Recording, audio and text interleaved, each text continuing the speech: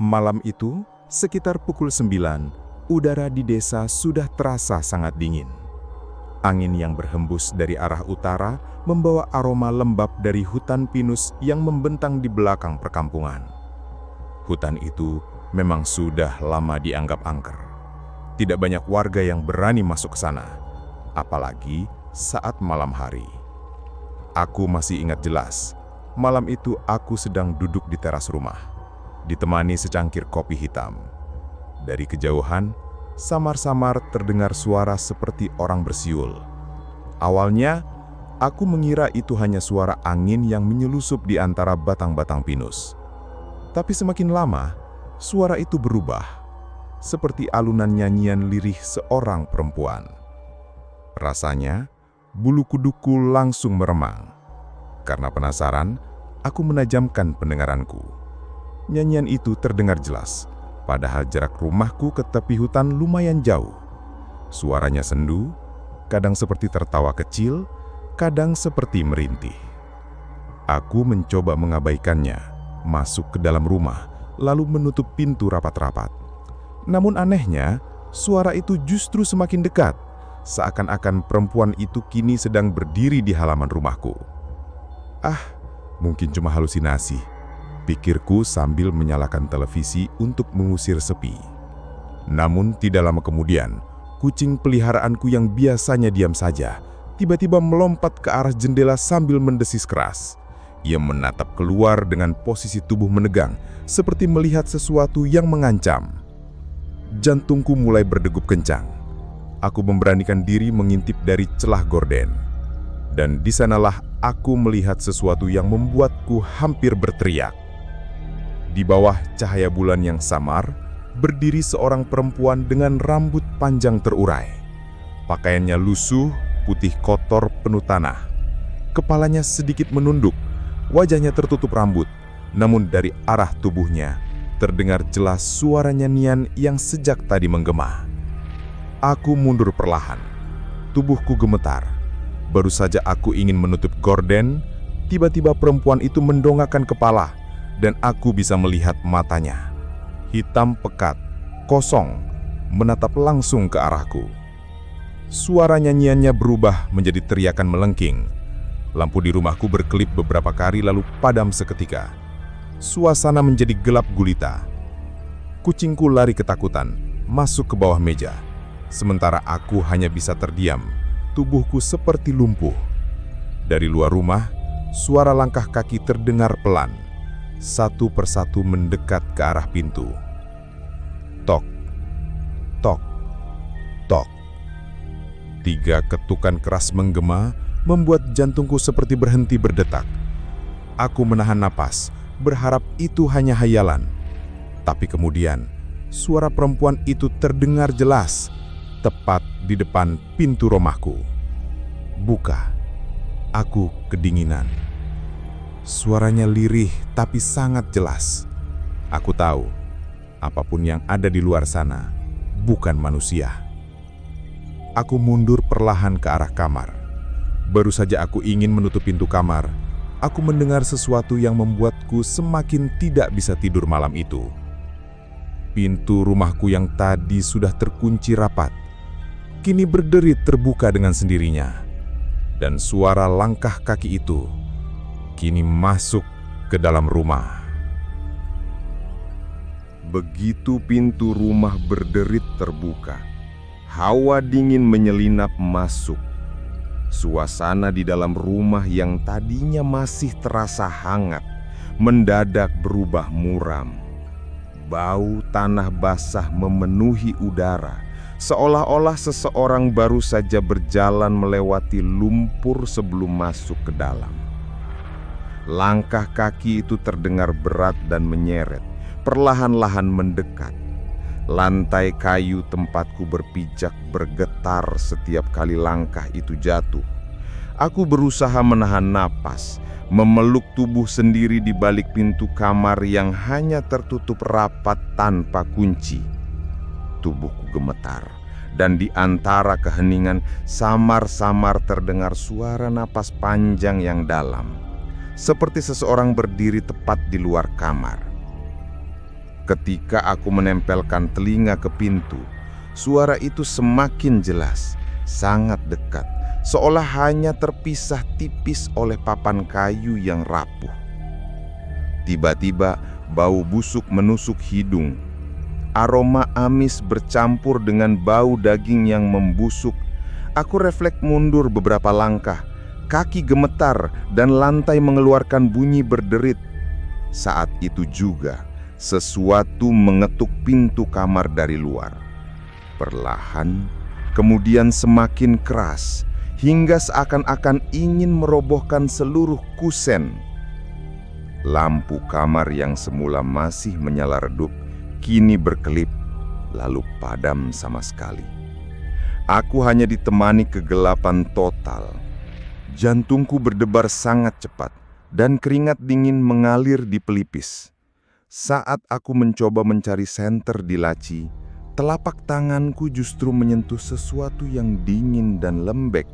Aku menarik tangan dengan panik, meski tidak bisa melihat apapun, tapi jelas ada benda asing di dalam laci yang sebelumnya kosong. Dari luar kamar, suara langkah kembali menjauh, menyusuri ruang tamu, lalu berhenti cukup lama. Setelah itu, rumah menjadi sunyi mencekam. Namun, keheningan itu justru lebih menakutkan. Aku tahu, apapun itu masih ada di dalam rumah, hanya saja sedang menunggu. Perlahan, aku memberanikan diri membuka pintu kamar. Udara dingin semakin menusuk tulang. Di ruang tamu, kursi-kursi bergeser seperti baru saja dipindahkan. Tirai jendela berkibar, padahal tidak ada angin. Di lantai, terlihat bekas jejak kaki basah mengarah ke dalam rumah. Bentuk jejak itu aneh. Jari-jarinya lebih panjang daripada kaki manusia normal. Dan di setiap langkah, meninggalkan noda hitam pekat seperti darah yang mengering. Aku mengikuti jejak itu sampai ke dapur. Di sana, kulihat ember air penuh dengan cairan keruh kehitaman yang terus bergolak, meski tidak disentuh apapun. Aroma busuk semakin kuat, membuat perut terasa mual. Tepat di atas ember, ada bercak air menetes dari langit-langit, seperti ada sesuatu yang meneteskan cairan dari atas. Ketika aku mendongak, pandanganku langsung membeku. Dari langit-langit, sesosok tubuh perempuan tergantung terbalik. Rambut panjangnya terurai hampir menyentuh ember. Wajahnya hancur, penuh luka, dan matanya menatap lurus ke arahku dalam kegelapan. Tubuh itu bergoyang perlahan, mengikuti ritme tetesan cairan yang jatuh. Aku mundur dengan langkah goyah, lalu berlari kembali ke kamar, menutup pintu sekuat tenaga. Namun, sebelum sempat menenangkan diri, terdengar suara berat dari dalam dinding, seperti sesuatu sedang merayap di balik papan kayu. Suara itu mengitari kamar, semakin cepat, lalu berhenti tepat di belakangku. Tiba-tiba, papan dinding retak, dan sebuah tangan pucat panjang menembus keluar berusaha meraih tubuhku. Aku menjerit tanpa suara, tubuhku kaku, tidak bisa bergerak. Saat tangan itu hampir menyentuh pundakku, tiba-tiba semua berhenti. Tidak ada suara, tidak ada bau, tidak ada apapun, hanya kegelapan yang pekat. Namun, ketika aku mengira semuanya sudah berakhir, dari luar rumah terdengar kembali suara nyanyian lirih itu, semakin keras, semakin dekat, seolah-olah ada lebih dari satu suara yang ikut bernyanyi. Aku baru sadar, apa yang masuk ke rumah malam itu bukan hanya satu.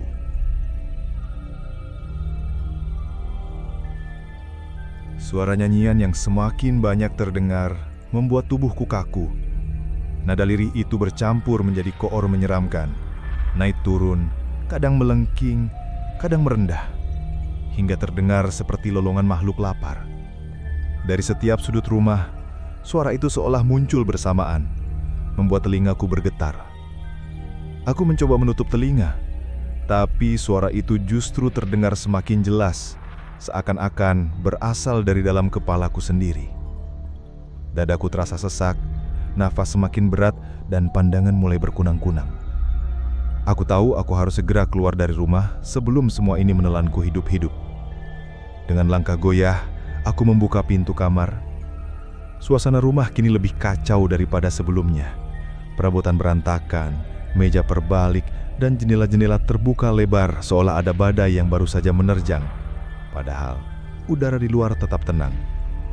Bau busuk menyebar semakin pekat hingga membuat lambungku hampir memuntahkan isi perut. Di ruang tamu bayangan-bayangan panjang melintas cepat meski tidak ada sumber cahaya yang bisa menjelaskannya. Dari arah dapur, suara air menetes masih terdengar, kini bercampur dengan suara geraman rendah seperti binatang. Aku melangkah perlahan ke arah pintu depan, namun tiba-tiba lantai kayu di bawah kakiku retak, lalu ambruk. Tubuhku terperosok ke dalam ruang gelap yang tidak pernah kusadari ada di bawah rumah. Aku jatuh menimpa tumpukan tanah lembab. Aroma busuk kali ini jauh lebih kuat, menusuk hingga membuat mata perih. Saat pandanganku menyesuaikan dengan kegelapan, aku baru sadar di sekelilingku bersirakan kain putih yang sudah menghitam, penuh noda tanah dan darah kering. Kain itu bukan sembarang kain, melainkan kain kafan. Beberapa di antaranya masih membungkus tubuh meski sebagian sudah hancur dan terlepas. Tengkorak-tengkorak terlihat jelas, mulutnya terbuka seakan berteriak. Aku terhuyung mundur, namun punggungku membentur sesuatu yang dingin dan kenyal. Ketika kuputar badan, terlihat wajah seorang perempuan rusak dan hancur menempel pada dinding tanah, matanya terbuka lebar tanpa kelopak. Suara nyanyian kini terdengar tepat di telinga meski tidak ada yang bergerak. Suara itu berubah menjadi bisikan-bisikan yang berlapis, saling bertindihan hingga sulit dipahami. Namun satu hal yang pasti, intonasinya penuh kebencian, seolah ingin menyeret siapapun yang mendengarnya ke dunia mereka. Aku merangkak mencari jalan keluar. Tanganku menyentuh kayu-kayu rapuh yang menopang lantai rumah. Dari celah-celah papan, cahaya samar bulan masuk memberi sedikit petunjuk arah. Namun sebelum sempat memanjat, dari balik tumpukan kafan muncul sesuatu yang bergerak.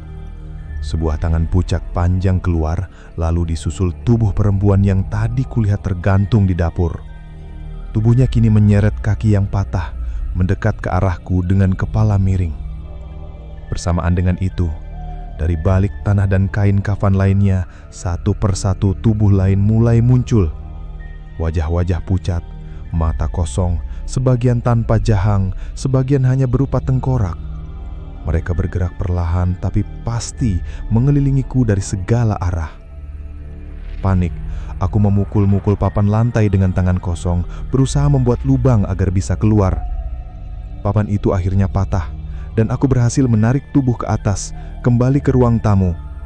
Namun saat berdiri, mataku menangkap sesuatu yang membuat darah seakan berhenti mengalir.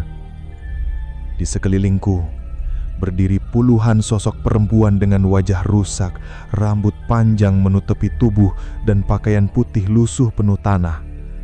Mereka mengisi setiap sudut rumah, berdiri diam tanpa suara. Sesaat, rumah menjadi hening. Lalu serempak, semua kepala mereka mendongak, dan dari mulut-mulut menganga itu, suara nyanyian menyeruak kembali, kali ini jauh lebih keras, memekakan telinga. Aku menutup telinga, terhuyung ke pintu, lalu berlari sekuat tenaga. Udara malam menyambut, bukannya lega, aku justru disambut pemandangan yang lebih mengerikan. Di tepi hutan pinus, di bawah cahaya bulan pucat, barisan sosok-sosok serupa berdiri berjajar. Di bawah cahaya bulan yang pucat, puluhan sosok itu berdiri berjajar di tepi hutan pinus. Tubuh mereka kaku, wajah rusak dan pucat, pakaian lusuh putih penuh tanah. Rambut panjang menutupi sebagian besar tubuh. Mereka hanya diam, tapi sorot mata kosong itu menusuk ke dalam, membuat tubuhku gemetar tak terkendali. Nyanyian lirih kembali terdengar. Kali ini bukan hanya dari satu arah, melainkan dari segala penjuru. Suaranya bersahut-sahutan, menyatu dengan desiran angin, menciptakan irama yang menggetarkan tanah. Daun-daun pinus bergoyang meski angin tidak berhembus. Suara itu semakin keras hingga terasa seperti getaran di dalam dada, membuat jantungku berpacu tak karuan. Aku mencoba berlari menjauhi hutan, melintasi jalan setapak menuju perkampungan. Namun setiap langkah terasa sia-sia karena jalan itu seakan memanjang tanpa akhir. Bayangan batang-batang pinus menutup jalan, mengurungku dalam lingkaran yang sama. Tidak peduli seberapa jauh aku berlari, aku selalu kembali ke tempat yang sama, berhadapan dengan barisan sosok-sosok itu. Tanah di bawah kaki mulai berubah lembek, seperti lumpur basah yang menelan perlahan. Kakiku tenggelam, semakin dalam setiap kali berusaha mengangkatnya. Dari dalam lumpur, tangan-tangan pucat bermunculan, mencengkram pergelangan kakiku, menarik dengan kekuatan yang tak bisa kulawan. Aku meronta, tubuh gemetar, namun semakin keras aku berusaha, semakin kuat tarikan itu menyerutku. Di sekeliling, sosok-sosok perempuan itu kini bergerak bersamaan. Tubuh mereka bergetar aneh, kepala terkulai lalu mendongak ke langit. Mulut-mulut mereka terbuka lebar, mengeluarkan suara melengking yang menusuk telinga. Dari kerongkongan mereka mengalir cairan hitam kental, menetes ke tanah, menyatu dengan lumpur yang kini menelan tubuhku hingga sebatas pinggang. Udara semakin dingin, napas menjadi berat, mataku kabur, tapi dalam kabut samar terlihat sosok lain di tengah barisan makhluk itu. Tingginya jauh lebih besar, tubuhnya dibungkus kain putih robek-robek, wajahnya tidak terlihat karena terbungkus kain kafan.